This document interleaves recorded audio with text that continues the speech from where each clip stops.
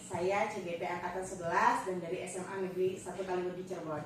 Kebetulan di sebelah saya Ikhwanuddin, Kepala Sekolah SMK Presiden Kota Cirebon. Silakan.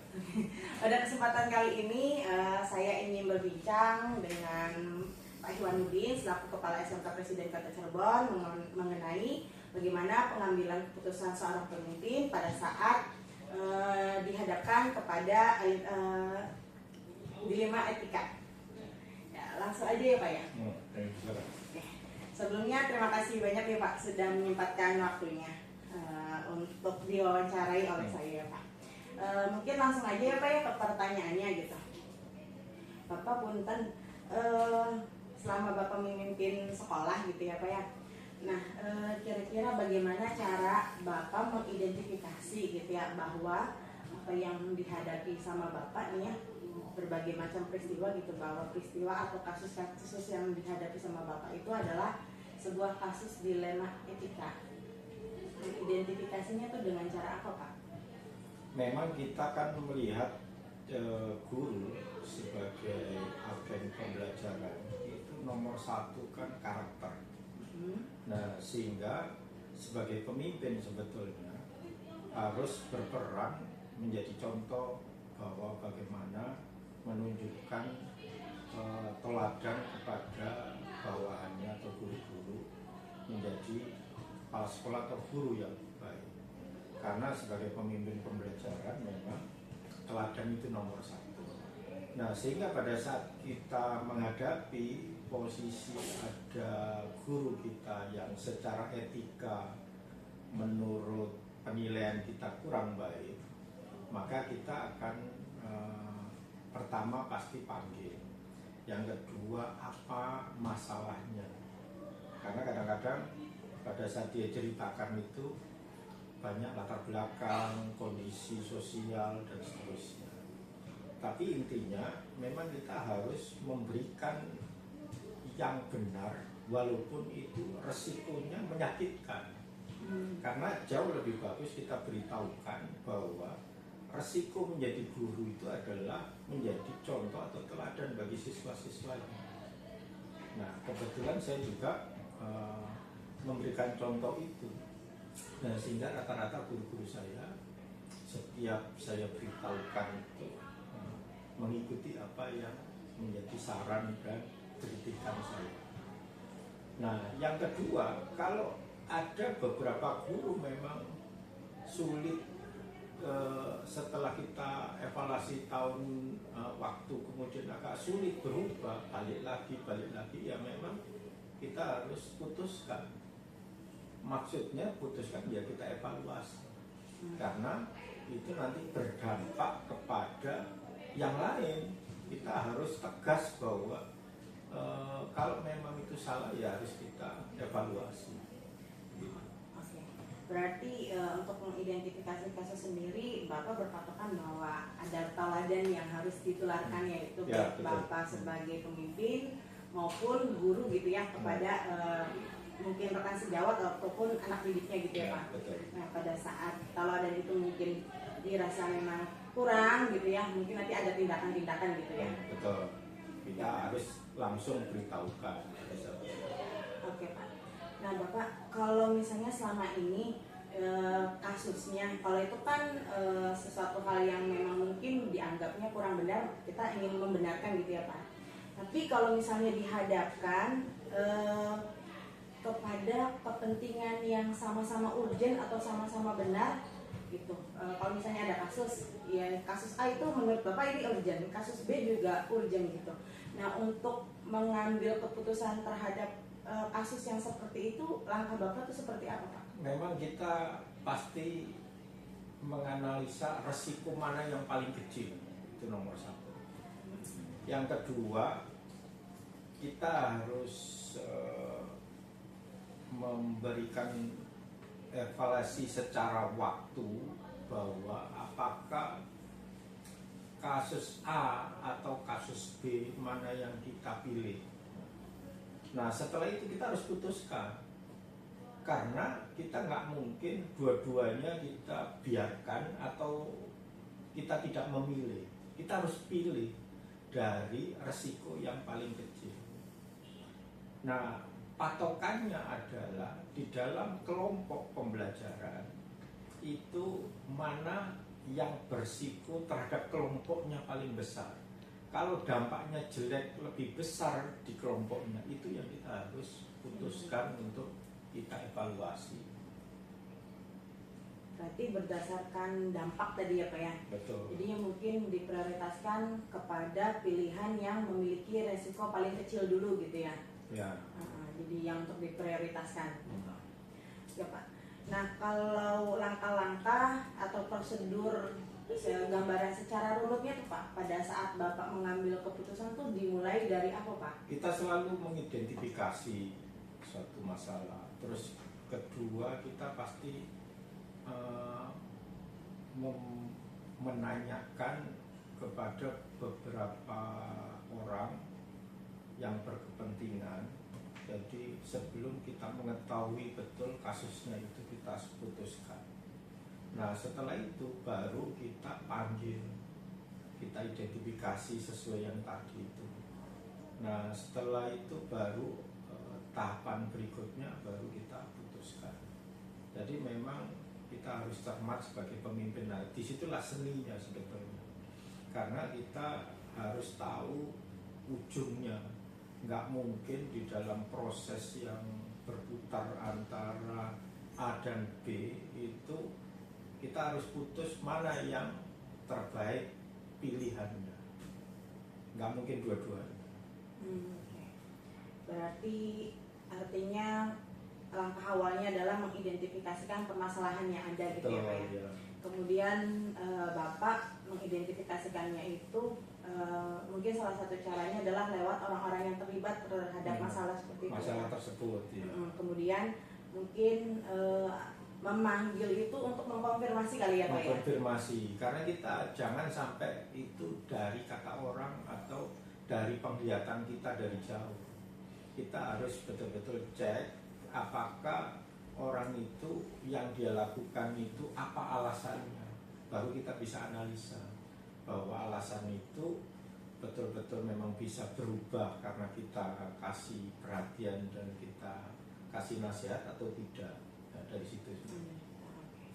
Berarti yang tadi Bapak bilang seni itu mungkin insting atau intuisi Bapak yang terlatih pada saat jadi pemimpin gitu ya Pak ya? Ya karena setiap kepala sekolah kan pernah menjadi guru. Nah proses pengalaman dia menjadi guru itu adalah salah satu record dari dia punya insting dia mampu mengatasi masalah itu atau tidak. Jadi begitu. Kira-kira Pak selama Bapak jadi kepala sekolah ya, apa tantangan yang paling berkesan gitu buat Bapak dalam mengambil sebuah keputusan? Ada pengalaman yang paling diingat enggak gitu Pak? Pertama tentang dilema etika tadi Pak. Biasanya keputusan itu kan berefek atau berakibat yang membuat kita sebetulnya kasihan. Nah itu sebetulnya pengalaman yang paling berat pada saat kita memutuskan itu, akibat dari objek personal itu terhadap keputusan kita itu nanti apakah dampaknya jelek atau tidak. Itu kadang-kadang kita ada keraguan di sana. Nah makanya kita harus identifikasi waktu, terus kita berpikir untuk dampaknya ke depan bagaimana. Tapi kan kalau kita tidak putuskan secara jangka panjang kan nanti berdampak menjadi tidak jauh lebih baik gitu.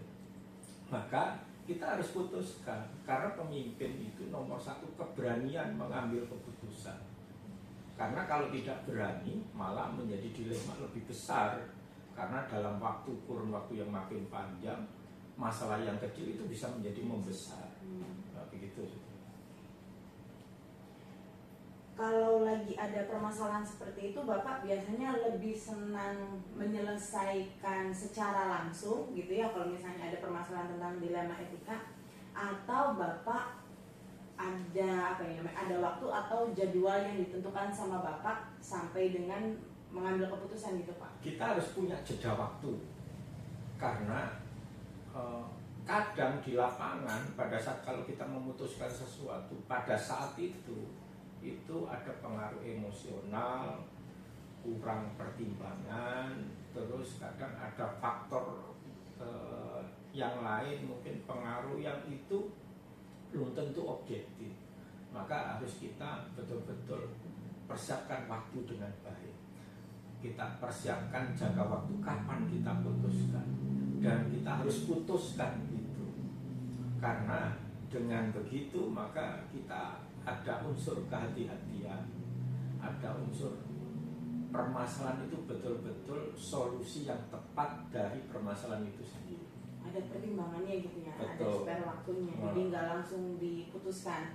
Ataupun kalaupun di waktu tidak nunggu lama gitu ya Pak ya? Ya, harus ada jeda waktu sehingga kita bisa berpikir lebih objektif. Kira-kira Pak, selama Bapak memimpin kemudian mengambil sebuah keputusan, kira-kira ada faktor-faktor atau hal-hal lain nggak yang mempermudah Bapak gitu ya dalam mengambil keputusan? Alhamdulillah saya mempunyai keberanian dalam terutama mempertanggungjawabkan ke atasan saya, ke guru-guru saya maupun ke siswa saya. Artinya bahwa kebijakan saya itu kan amanah yang diawasi langsung sama yang kuasa, sehingga saya selalu mempertimbangkan bahwa setiap saya memutuskan sesuatu itu dengan pertimbangan mana yang baik sesuai dengan amanah dan itu bermanfaat bagi banyak orang. Jadi yang mempermudahnya pokoknya adalah keberanian Bapak sendiri gitu. Ya, betul. Tapi ada apa ya namanya landasannya gitu ya Pak ya, bahwa apa yang diputuskan itu adalah sesuatu hal yang menurut Bapak itu benar gitu ya. Karena memang kan pemimpin itu kan di kebijakan itulah amanahnya. Makanya saya itu kenapa lancar ya bagi saya, karena amanah saya ini bermanfaat bagi banyak orang, maka saya harus mempunyai keberanian untuk menjalankan amanah dengan baik. Nah yang terakhir Pak, dari semua hal yang sudah Bapak sampaikan ya, kira-kira pembelajaran apa ya yang bisa Bapak petik dari pengalaman Bapak pada saat mengambil sebuah keputusan? Jadi pemimpin itu tidak hanya sekedar menyenangkan banyak orang. Pemimpin itu juga harus punya keberanian walaupun itu resikonya tidak disukai banyak orang. Tetapi kan yang penting landasannya adalah kebenaran.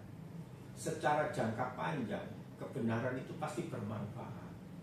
Secara jangka pendek kalau hanya menyenangkan saja itu ya ukurannya relatif lebih cepat waktunya dibanding dengan kebenaran, karena itu pasti jangka panjang. Nah sehingga kalau kita menjadi pemimpin ingin situasi menjadi baik, memang harus berani memutuskan walaupun itu pahit maupun resikonya kita tidak disukai oleh orang yang bersangkutan. Ya walaupun ya tadi Pak ya berlandaskan kebenaran, tapi kan kadang-kadang Pak di situasi tersebut di situasi tertentu gitu ya, kan hati nurani kita kadang-kadang misalnya iya ini yang benar gitu, tapi kadang-kadang kita tuh memberikan pengecualian gitu Pak karena ada landasan belas kasihan gitu. Apakah selalu landasan kebenaran itu gitu yang diambil sama Bapak? Kan kebenaran itu juga relatif karena subjektif ya kan.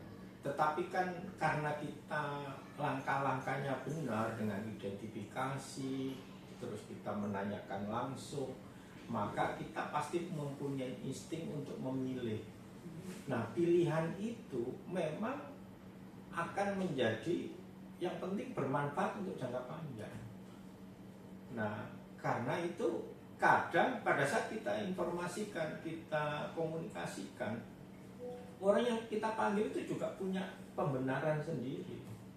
Nah karena itu kita harus punya keberanian walaupun orang itu dengan pembenarannya tidak menyukai kita, karena kita melihat secara jangka panjang itu baik untuk semua masyarakat, semua orang, semua guru maupun semua siswa. Oke, terima kasih banyak nih Pak ya. Intinya mungkin yang bisa saya ambil pada saat Bapak mengambil keputusan adalah keputusan yang mungkin itu bermanfaat buat banyak orang gitu ya. Kemudian berlandaskan dengan kebenaran, dengan dilalui mungkin tahapan-tahapan dulu gitu. Ya, betul. Oke. Ya, terima kasih banyak Pak atas Sama-sama. waktunya.